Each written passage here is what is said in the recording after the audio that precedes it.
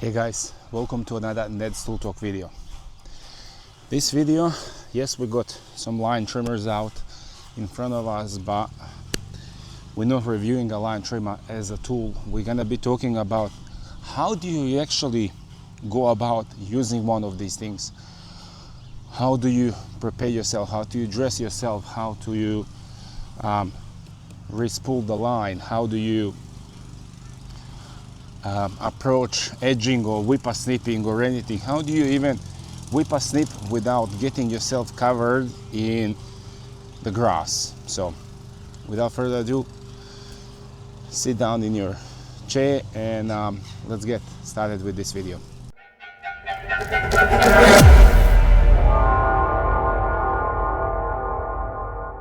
Looks like it is a grass cutting day because my neighbor just pulled out his lawnmower and started cutting. So if the sound is a little bit filled with lawnmowers and the other stuff, sorry guys, can't help it. Anyways, the first thing, you pull out your line trimmer out of your shed, garage, whatever. The first thing before you start working, this: get your eye protection on, get your glasses, safety glasses on, or sunglasses or anything. Please guys, let this be your bare minimum of what you're gonna at least put on. If you're not gonna be putting earmuffs or boots, make sure at least you put the safety glasses, because it is literally a must when you whipper snipping or edging. So this is number one, your glasses, safety ones or sunglasses. Number two, your boots.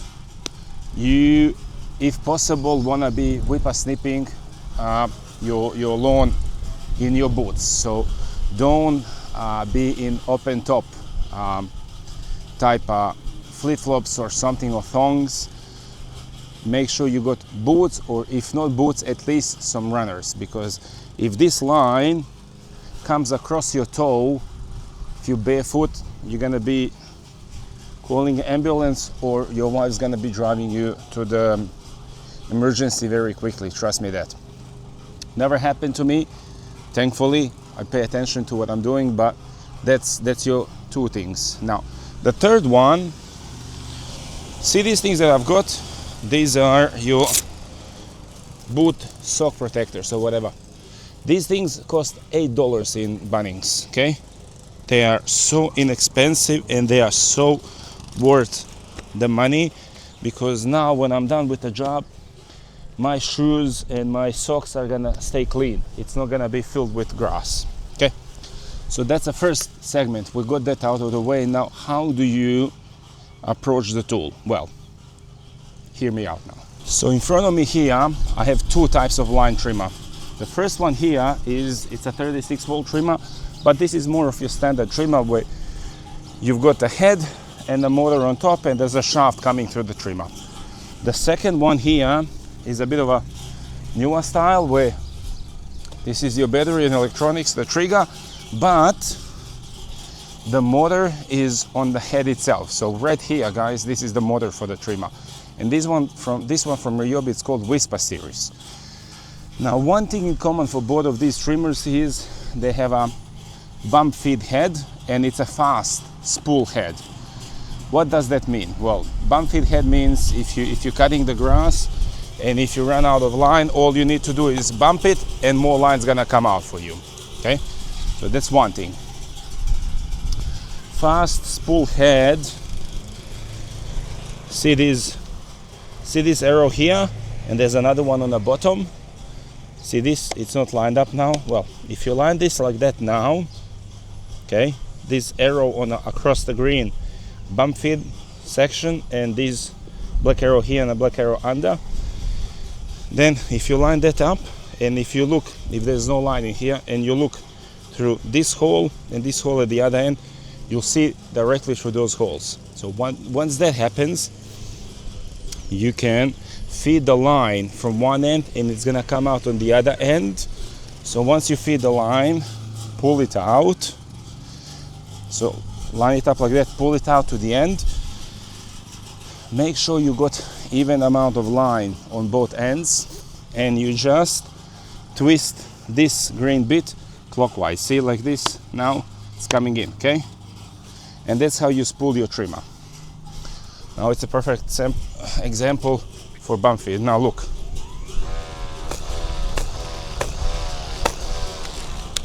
That's gonna come out.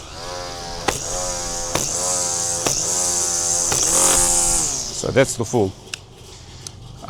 Now when I get more line with a bump feed, what I did there was on low speed, nothing was coming out because the line was very short. You gotta bump your trimmer to higher speed or press the triggers fully to get the head to spin quite fast, and then the line is gonna come out because it's got that velocity, just pulls it out. Okay, next one is how you're gonna hold your trimmer. So what I do is adjust this handle for your left. If you're right-handed, you're gonna be holding it like this. If you're left-handed, I honestly don't know how you're gonna hold it.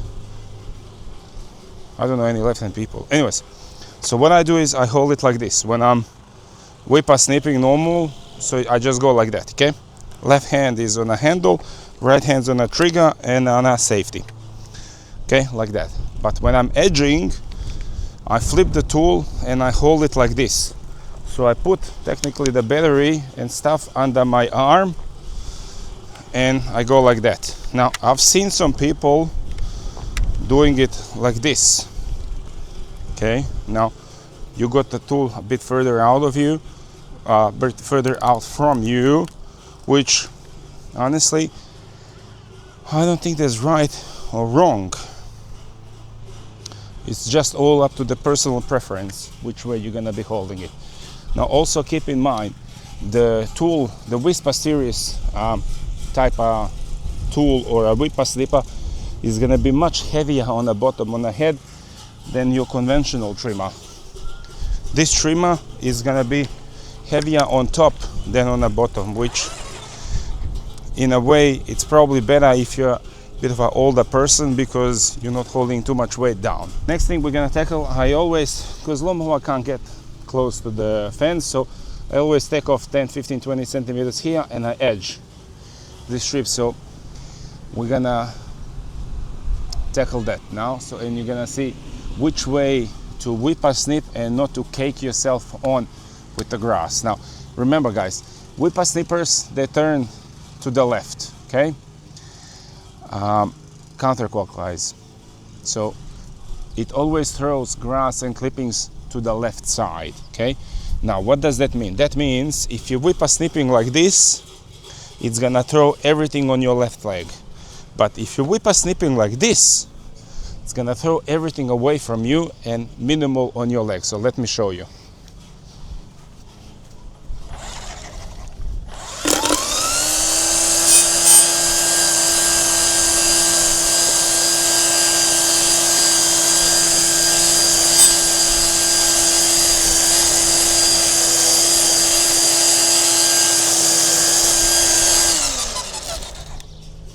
See, yes, it throws, but it's windy, so the wind's pushing everything back on me.